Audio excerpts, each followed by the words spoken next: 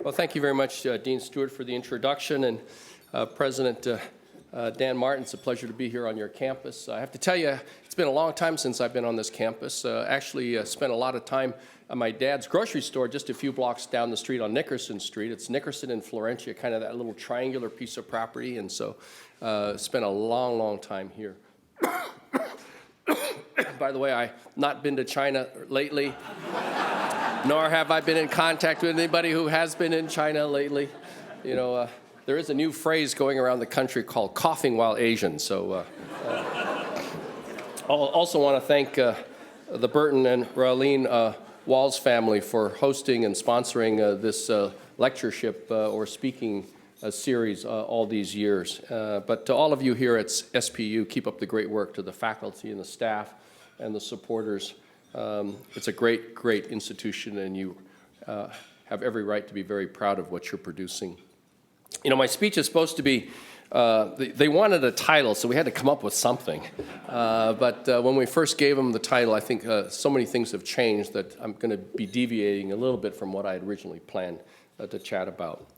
Let me just start off by saying a lot involving China has been in the news lately, the trade war with China, and now this new coronavirus.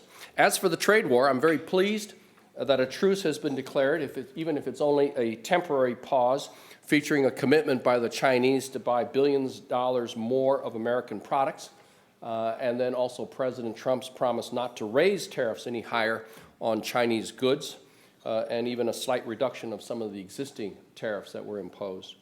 But I have to tell you that the fundamental issues and concerns that America has with China's trade and economic policies have not been dealt with, and they still remain. We're talking about protection and enforcement of intellectual property, like patents and trade secrets, the forced transfer of technology as a condition of doing business in China, and the unfair government subsidies to Chinese companies who can then compete unfairly around the world against U.S. and foreign firms. In the meantime, most of the U.S. tariffs or surcharges on these Chinese goods continue. And I have to tell you, this is not a tax on China. These tariffs are on products from China, whether it's machinery, automotive parts, electronics, household appliances, clothes, furniture, shoes, sporting goods. These are paid for by the companies ordering these products from China, whether it's Macy's, Target, Costco, Nordstrom's, Microsoft, O'Reilly's, Auto Parts, Ford, True Value Hardware, etc., and they're all passed on to the consumer. Financial institutions and even U.S. government agencies estimate that these tariffs are costing the average American household some $500 to $800 per year. The other big news is, of course, the coronavirus spreading across China, which as of yesterday had infected more than 60,000 people worldwide, all but about 450 in China. And the biggest concentration of those with the virus outside of China are on this cruise ship that's docked in Japan. And this virus has claimed over 1,300 lives, all but 2 within China. And of the approximately 400 individuals in America who are being watched, there are only 13 confirmed cases who actually have the virus. 318 cases have shown up to be negative, and we're awaiting the test results of another 67. But most of the cases within China are in this city called Wuhan in central China with a population of about 11 million people, which right now is under lockdown and cut off from the rest of the world. People cannot travel in and out, and all the businesses are closed down, and people cannot congregate in public places. And they're limiting who can even go to a store and how often you can go to a store to buy food. But this is affecting not just Wuhan in China. Throughout China, factories, shops, restaurants, subways, buses are empty. And anybody who's actually been in and out of Wuhan, you now have to report daily to the government on your health conditions. And maybe only one person in the family is allowed to go out every so many days to get food and groceries or medicine. Contrast this coronavirus with SARS that also emanated from China almost 20 years ago, infecting some 8,000 people worldwide, but with a fatality rate of some 10%. More people have been infected with this new coronavirus, but thankfully the mortality rate is around 2% or lower. Further contrast this coronavirus with the flu, which this year sickened 19 million Americans and claimed over 4,000 lives here in America. Of course, with the flu, you know who might be sick, and those who are sick try to avoid others, and if you think someone is sick, you avoid them as well. But with this coronavirus, people who seem perfectly healthy can transmit the disease. There's now this kind of famous, notorious case of a Briton who has infected a bunch of people in Europe. He attended a conference in Singapore, came back to Europe, went to skiing, met some friends at a ski chalet, infected them, even though he was not showing any signs of the sickness. They then, at the ski lodge, infected other people. This Briton went back to England, infected other people there, including some health workers. So now you're having to monitor all these other people who never showed any signs of sickness. So who are we supposed to avoid? Who are we supposed to avoid? And I raise these two topics, the trade war and the new coronavirus, because they highlight some of the contrast between the United States and China, but they also underline some of what is best about America. Shortly after I arrived in China as the United States ambassador, I attended a dinner with some Chinese and American entrepreneurs, and our Chinese guest asked us Americans what we thought was key to America's success. After hemming and hawing, we kind of responded with a variety of thoughts, but it was our Chinese guest who came back and asserted that the key to America's success is America's rule of law. And after further thought and discussion, we Americans generally agreed. Rule of law and freedom of speech, I would add, are key pillars of the foundation making America such a successful, innovative, dynamic, stable society, one that has attracted and continues to attract people from all around the world. As Dean Stewart mentioned, I'm a lawyer, and I got my start working 4 years as a criminal prosecutor here in Seattle. I prosecuted people charged with burglary, robbery, drug trafficking, and murder. In America's criminal justice system, whether it's a minor break-in or a life and death prosecution, everyone is presumed innocent until proven guilty. And moreover, in our legal system, everyone, the big guys and the little guys, rich or poor, famous or unknown, have a fair shot and are treated equally. A small company can take on Microsoft and win. You can sue the US government and win. The rights of the little guy are the very foundation of the American legal system. And when I was governor, I was sued by people who disagreed with my policies, and some of the lawyers filing the lawsuits were my friends. But I knew it was their responsibility. I never took it personally. Through the generations, our courts in America have established that no one is above the law, not even the President of the United States.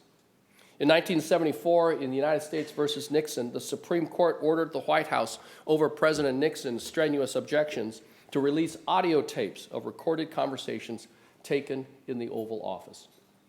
Information in those tapes led to the discovery of a cover-up of illegal activities in the White House, the breaking in and the burglary of various people, which eventually led to President Nixon's resignation. Rule of law gives our government greater legitimacy because people have confidence that there are fair and transparent ways to redress concerns, whether it's a dispute with another person, against another company, or with a government agency.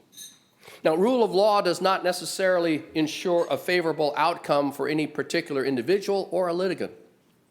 I mean, obviously, in a court case, the losing party certainly won't agree with the outcome of the case. But in America, they generally walk away believing that they had their day in court, a fair day in court. They walk away with confidence in the basic integrity of our legal system. Just as in a sporting event, you might not always agree with the decision of the referee, but the players and the fans can accept the outcome of the game even if their team loses, if everyone plays by the rules, and if everyone believes that the referees have been fair. A recent example of this confidence and faith in our legal system took place in the 2000 U.S. presidential elections in the case of Governor George Bush versus Vice President Al Gore. For the first time in U.S. history, the outcome of a presidential election came down to 9 votes, the votes of the 9 U.S. Supreme Court justices.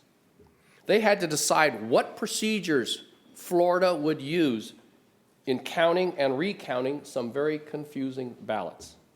A decision that everyone knew at the time would determine the presidency of the United States, because under the Electoral College decision and method of picking a president, it all came down to Florida. And the gap between Bush and Gore was just a few hundred votes.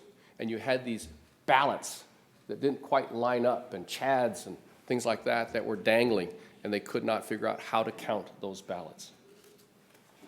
Their decision on how to count those disputed ballots in Florida favored George W. Bush, even though most observers later determined that Vice President Al Gore actually received more votes in Florida and thus should have been declared the next president. But while the court's decision was extremely controversial, even Vice President Al Gore and his supporters accepted the Supreme Court's decision because they believed in the basic integrity of our legal institutions and our legal process, and they believed in the need for finality, a final decision. In many other countries, such a close and hotly contested presidential election would have resulted in revolution or even the military seizing power. The American people's acceptance of the court's determination of who would be the next president is a clear testament to the value and stabilizing power of rule of law.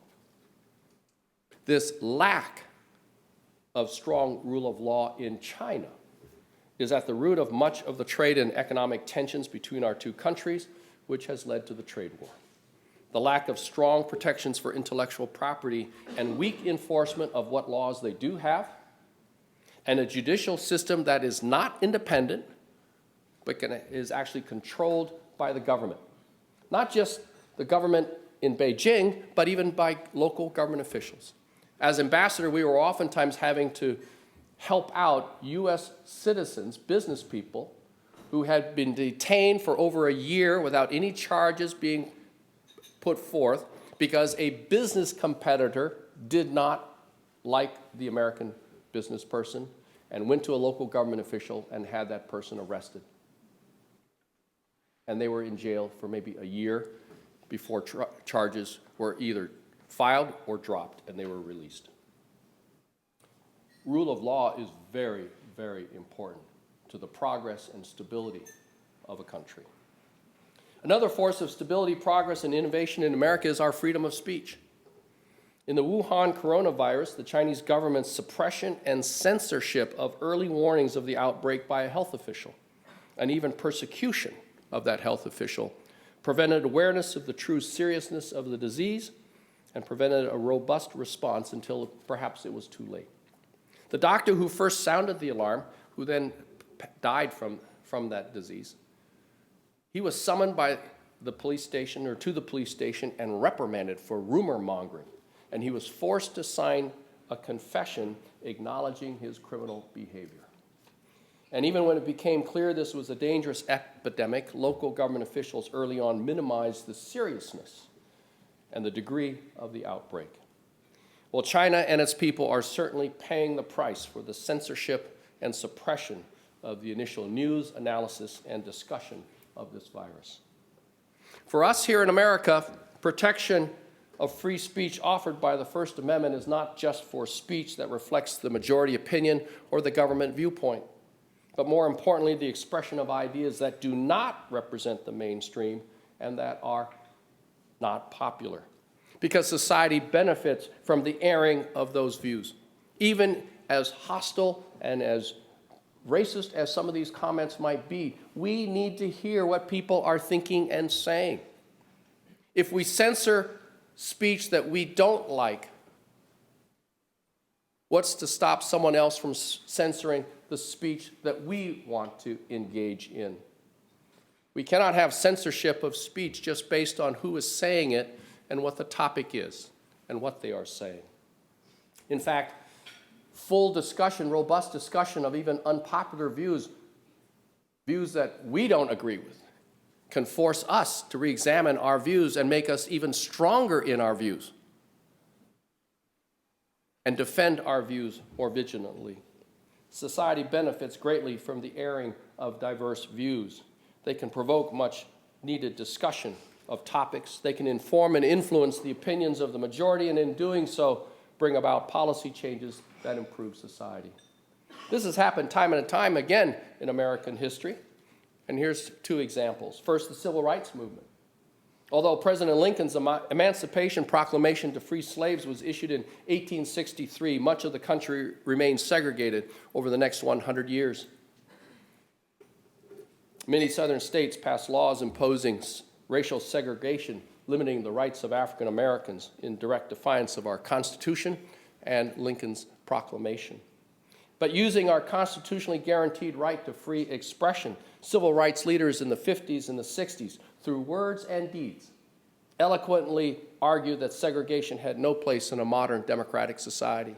And the moral force of the Reverend Dr. Martin Luther King Jr.'s "I Have a Dream" speech moved a nation and helped politicians to act, and within 2 years, historic civil rights and voting rights laws were enacted by Congress, outlawing major forms of discrimination. A second example of the critical role of free speech in American history concerns the protest against the Vietnam War. Among those who spoke most eloquently against the war was a future U.S. Senator and Secretary of State, John Kerry. In 1971, as a representative of the group Vietnam Veterans Against the War, he spoke at a congressional hearing, and he gave this famous quote: "How do you ask a man to be the last man to die in Vietnam? How do you ask a man to be the last man to die for a mistake?" Obviously, those were not words that President Nixon and our military leaders wanted to hear. Yet by exercising their freedom of expression, hundreds of thousands of American protesters forced the U.S. government to change course and end the war. Of course, freedom of expression is not just about making memorable speeches. It includes the free flow of information. And this unfettered, unrestricted access to information is essential for societies to modernize and to advance. We also know that diversity of opinion and the free flow of ideas have never been more crucial to a country's success than today in the age of the internet. As more people go online, freely contributing their ideas, the more valuable the network to everyone. But if people aren't free to fully express their thoughts or participate online, then the full potential of the internet can't be realized. This is certainly true in the public health arena, as we've seen with the new coronavirus and indeed with past pandemics around the world. Because in this globalized world now, where most of the pressing problems know no national boundaries, where all nations suffer when any nation puts up barriers. One of the things that makes me proud to be an American is how through the generations of our history, Americans have continually worked to make the United States, or bring the United States closer to the ideal of forming a more perfect union, as the preamble of our Constitution says. We're not a perfect nation, but we at least acknowledge our shortcomings and strive to move forward. And free speech and rule of law are the main pillars of this ideal.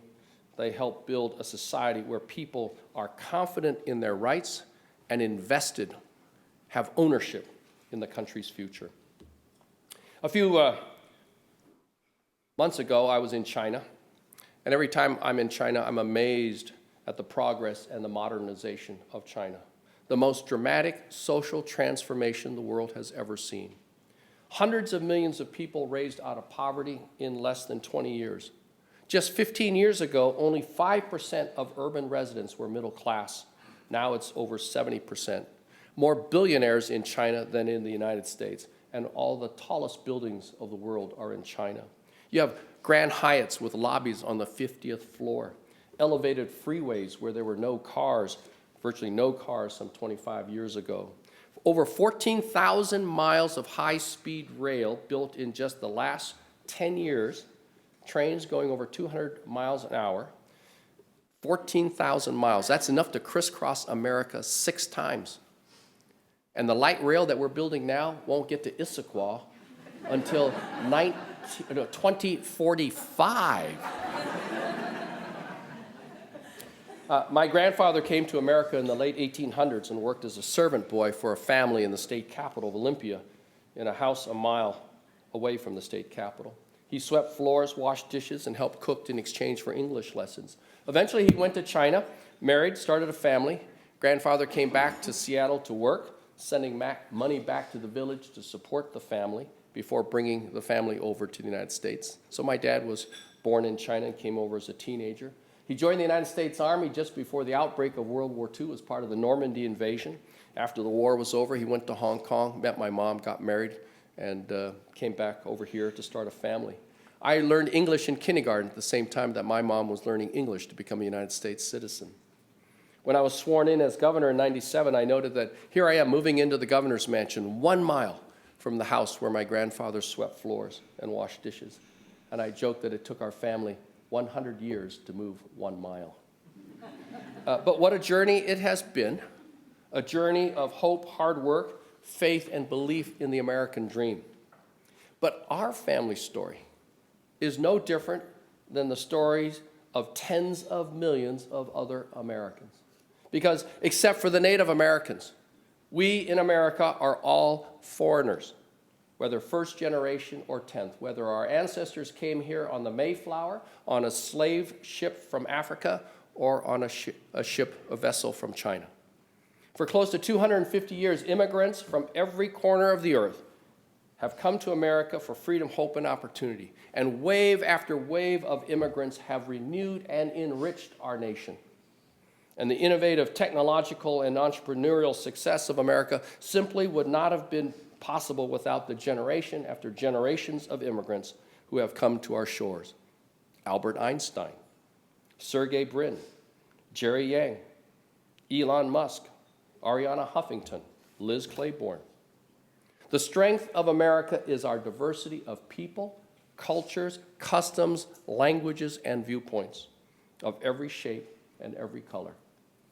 And those who refuse to recognize that are turning their backs on the history and the essence of America and don't truly know what makes America great. Disparaging immigrants, refusing to accept refugees fleeing war-torn regions demean the Statue of Liberty and is un-American. Here at SPU, you've experienced and benefited from that diversity on campus, in your professional work and in your home communities.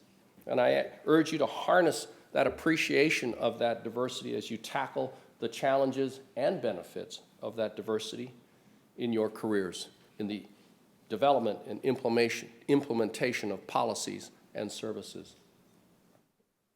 Not long after I was elected governor, our whole family, mom and dad, my siblings and their spouses, we all made a pilgrimage to our ancestral village in southern China. And I have to tell you, this was 1997, and it was like stepping back into the 1800s when my grandfather left China. We went back to the family home where my dad, grandfather, great-grandfather were born. Mom and dad had not been back to the family village since almost exactly 50 years earlier from their wedding. And in that tiny village of 150 people, there's no running water in the homes, just a hand pump in the living rooms with a depression in the floor to catch the water, which then flowed to open gutters along the sidewalks that connected the tightly spaced dwellings. No toilets, just a large outhouse at the edge of the village, and they cook using mostly wood kindling and maybe some coal briquettes. A single light bulb hanging from each room, refrigerators the size of what you see in a college dorm or a hotel room, which is why there's so much spoilage of food in China. Refrigerators only the size of what you maybe see in a hotel room.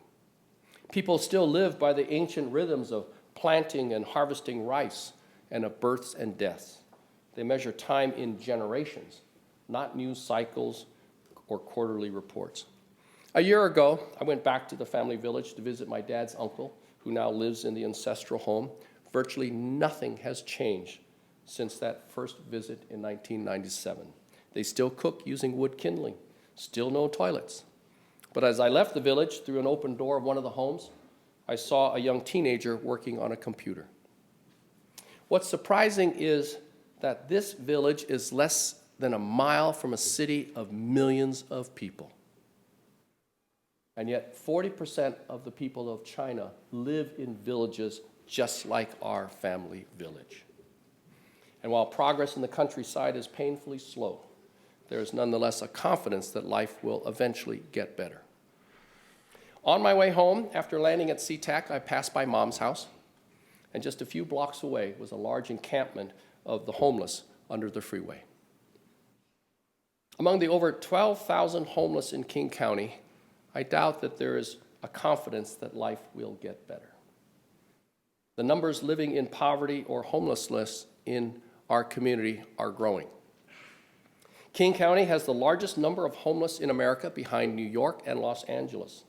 And I dare say that thousands more are just a catastrophe away from being without housing. It's a medical major problem, lose a job, or a breakup in a relationship with someone who is the wage earner. Thousands more are on the verge or at risk of being homeless. And while the number of the homeless in King County is up slightly from a year ago, there has been a dramatic increase in the number not living in a shelter of some kind, but rather in the streets, in camps, and in cars. A recent study said that New York City has 10 times the number of homeless than in Seattle. But Seattle has more living on the streets than New York City. That is only one very visible, vexing problem facing our region, and another one is the growing income inequality and the shrinking working class. Our local economy is booming, spurred by Amazon, Microsoft, biotech startups, R&D satellites of Google, Facebook, and many other Silicon Valley giants. And these and so many other local companies, from hospitals to hardware stores, have so many jobs going unfilled. And at the same time, we have so many people in Rainier Valley, where I grew up, Kent, Auburn, Tukwila, White Center, looking for work. There's an obvious skills gap but unless we solve it, and soon, and provide people with the skills that they need to compete for some of these jobs, we're relegating generations of families to the margins of society. And as you have seen all around the world, and even here in America, growing income inequality breeds social discontent, which is fertile ground for hatred, bigotry, xenophobia, violence, and even terrorism. McKinsey estimates by the year 2030, just 10 years from now, 5 to 10% of the world's workforce will have their jobs gone because of AI. Now, think about it. That's in the industrialized nations. That's really going to happen in the industrialized nations of the world. It's really not going to impact countries like Kenya, Myanmar, Vietnam, or Kazakhstan. And so if it's 5 to 10% worldwide displacement, job elimination due to AI, it's going to be in the more advanced industrialized countries, like whether it's Korea, China, EU, North America. So does that mean that in these advanced industrialized countries, the job loss will be more like maybe 7 to 12%? You know, if our country is already having a hard time coping with the loss of manufacturing jobs due to automation and robotics, or the decline in brick and mortar retail due to online sales, how will our society react to 7 to 12% of jobs disappearing in 10 years? With AI, no more long-distance truck drivers, no more delivery drivers, no more taxi or Uber drivers. With AI, autonomous driving, you'll have fewer accidents and thus fewer auto body shops. With AI, fewer insurance agents, or even loan officers determining my creditworthiness for an auto loan or a home loan. Fewer interpreters or translators, or people reading x-rays, MRIs, filling prescriptions, or even grocery clerks. Who needs a barista at Starbucks? I can walk into a store, and thanks to AI, an automated voice will call out, due to facial recognition, say, "Good morning, Gary. Would you like your usual extra hot tall mocha with 2% and whipped cream and an extra shot of espresso?" And AI will know my preference during various times of the day and various times of the year. You can already go into an Amazon Go store where you can buy food and walk out without even talking or seeing or interacting with a cashier. Yes, technology will create all these new jobs in the future, and that's going to be great for our high school and college grads. But what will all those people who are 40 years old now, who will be 50 or 55 years old 10 years from now, do? What kind of jobs can we retrain them to do? And not everyone displaced by AI can be a software program or write code. I don't profess to have the answers to any of these issues, but I do know that the transition to a society largely impacted by AI will not be easy or smooth, and poses profound questions and challenges: economic, political, philosophical, moral, educational, behavioral, just to name a few. Governments, educational institutions, and community organizations cannot wait until 2030 to begin to address the impacts of AI. And so we need your creativity and your spirit and boldness, characteristic of your generation. We need it now to help prepare us for these unfathomable challenges, but also to help us thrive in what will surely be a new world. As students of business, government, and economics, you have a passion for improving our communities and our planet. You see and dream of a better world that many of us can't just even visualize. Your generation is being called upon to sort out unprecedented dilemmas posed by scientific advances, to harness new technologies for humane purposes and a fairer society, to find ways for our high-tech world to preserve the planet and its species, to help people adjust to and thrive in this new future, and to confront and alleviate suffering and conflict within our society, to move our civilization forward. Never before have the challenges facing America, the community of nations, and our planet been so daunting. But with your passion, with your vision, and the skills and the studies that you've gained here at SPU and the people that you've interacted with, we know that you will answer the call. Thank you very much.